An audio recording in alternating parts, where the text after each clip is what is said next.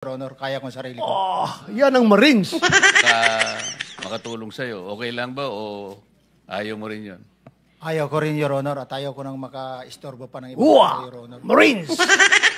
Marines! Talagang kaya mong proteksyonan ang sarili mo. Yes, Your Honor. May baril ka ba? Yes, Your Honor, may service firearms po ako. Meron ka? Yes, Your Honor. May permit to carry yan? Yes, Your Honor. Very good. So you can defend yourself pag merong interesado sa buhay mo? Yes, Your Honor, at hindi ko na kailangan yung witness protection, Your Honor. Kaya ko sarili ko. Yan ang Marines. Yan ang Marines. Paano yung meron kami ritong motion sana na koberan ka ng protective custody ng Senate? Baka makatulong sa'yo. Okay lang ba o ayaw mo rin yun? Ayaw ko rin, Your Honor, at ayaw ko nang maka-istorbo pa ng iba, Your Honor. Marines! Talagang kaya mong proteksyonan ang sarili mo. Yes, Your Honor.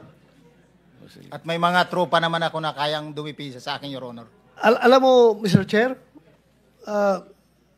yung branch of service ko talaga noon, hindi pa ako nakabunot ng Philippine Constabulary. Philippine Marines ako. Ganyan po katapang yung mga Marines. Kaya... Gusto mo pala pumunta ng Marines? Kaso pagbunot ko, Philippine Constabulary na bunot ko, kaya PC ako. Naging PNP. Ba't di mo sinuli, tapos bumunot ka uli? Sabi nila, yan ang kapalaran mo, huwag mong baguhin. So anyway, Mr. Orly Gutesa, ayaw mo magpa sa ilalim sa USA, protective custody. Yes, Your Honor. Kaya ko ng sarili ko, Your Honor. Okay. Well, Mr. Chairman, go ahead. Siguro, kung magbagong isip mo, please let us know right away. Dahil hindi mo alam, baka may mga developments pagkatapos ng hearing na ito. Basta, balikan ko lang yung si Mr. Yusek Trigiv Olivar. Where is he now? Would you know, Engineer Bernardo? Mr. Chair, ang alam ko po ngayon ay siya isang undersecretary ng Department of Education. Okay. So, bakit siya nangingialam sa infrastructure projects na worth 2.85 billion, no? At yung projects nasa Annex B, no? Bakit tinanong mo ba sa kanya anong pakialam niya rito?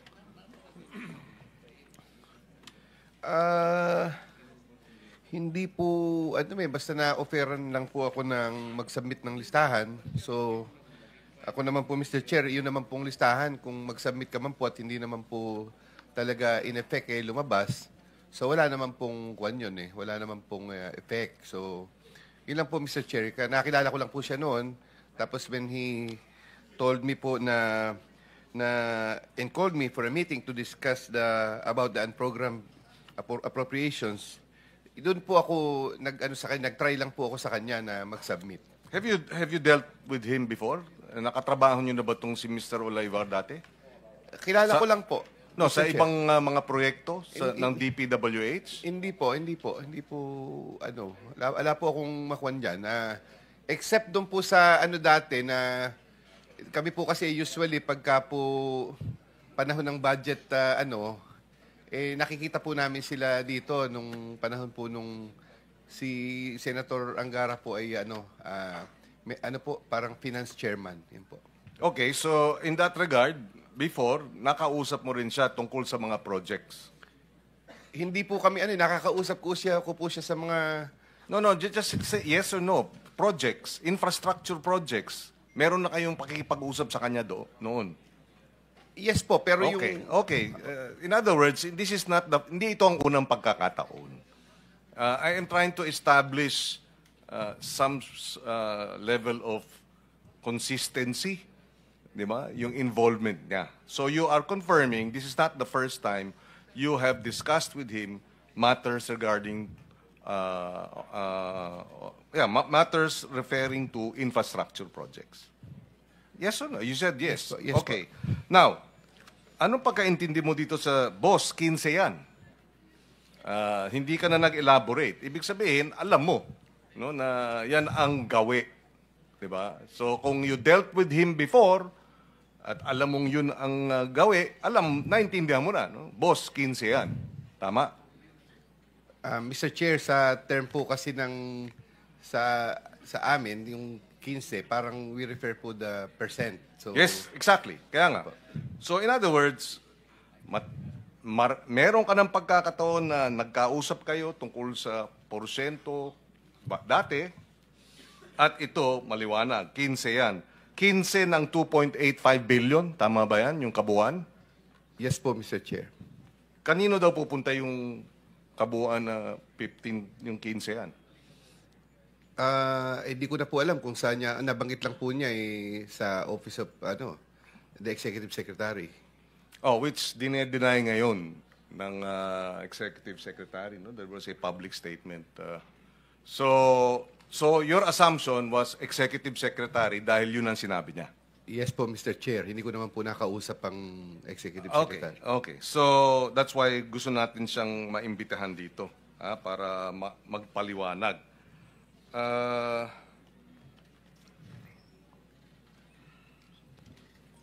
So, tapos biglang nagkaroon ng special allotment release order. Ano yun? Hindi naman bigla. Thereafter, ilang araw yun?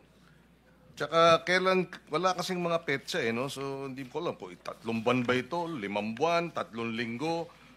Sometime in 2024. And program appropriations, yun ang actually tanong natin Paano, I think it was Senator De La Rosa who was asking the DBM, sino ang nagde-decide na mag-issue ng SARO? DBM.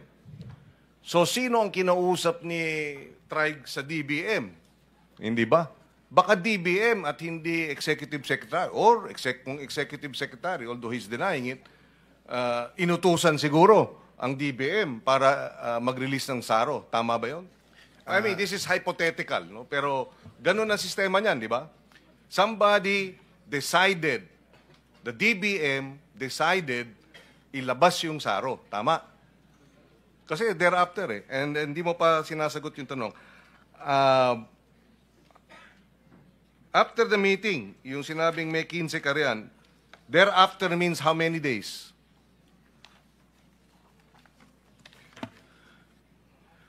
Doon po, pagkaraan po nung meeting namin noon ay ilang araw lang po, inano ko po si Engineer Alcantara to submit the list. Yun po. Ilang araw? Ilang araw lang po. And then, nung sinubmit, ilang araw na naglabas na ng SARO? I think mga ano din po, mga baka po months din o isang buwan ganon. Isang buwan? Opo, hindi ko po Mr. Chair, sorry po. Yes. Hindi ko po Dahil, hindi i-release yan yung SARO kung hindi dinisyonan ng DBM. Hindi ba? Meron bang nag-impluensya sa DBM? Meron bang natanggap ang DBM na 15? Hindi natin alam sa ngayon. Kaya magandang tawagin si Yusek Olaybar para magpaliwanag. Tapos diniliber sa Magallanes, Makati. Sabi nyo, would collect and deliver the agreed 15% commitment to me which I delivered or caused to be delivered in Magallanes, Makati. Tama? Meron pong pagkakataon na ganun. Ikaw mismo? Opo, Mr. Chair. Tsaka other places. Ano yung other places? Kung saan lang po. Saan? Minsan po sa Diamond. Diamond Hotel. Saan pa? Yun lang po ang natatandaan ko Magallanes, tapos Diamond Hotel. Bakit sa Magallanes? Sinong taga ron? Hindi ko po alam, Mr. Village? Chair. Doon po sa sa parking lang po doon. Dun sa... Okay. Sige. So, at magkano ang 15%? Yung ganun, siyempre 15% ng 2.85, di mo? So that must be about 280, 350 million, tama? Mga 300 plus po. Yeah, Mr. 300 Chair. million. No? Okay. Cash. Cash po. Laging cash. Yeah. Okay. Sige. Thank you. I will have further questions perhaps in the next hearing. But with Bryce, nabanggit mo, Bryce, pagkatapos ng flood controls, ang malaking porsyento rin ng mga proyekto ay farm-to-market roads, tama? Farm-to-market roads. Hindi po, Your Honor. Wala po akong binanggit na farm-to-market roads. Sabi mo, farm-to-market roads constitute the next largest item dahil sa laki ng mga proyektong ito, di ba? Street lights po yung nabanggit ko. Street lights, Opo, hindi Your Honor. farm-to-market roads. So walang, kasi merong allocations, repair, rehab, and construction of farm-to-market roads.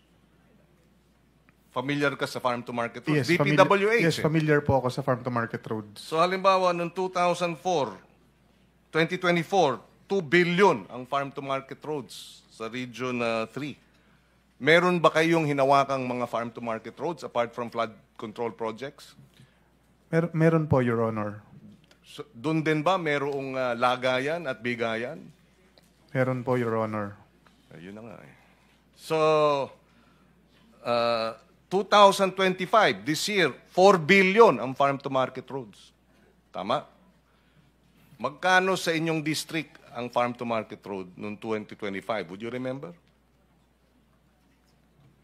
Wala po akong hawak na record ngayon, Your Honor. Pasensya na po. Okay.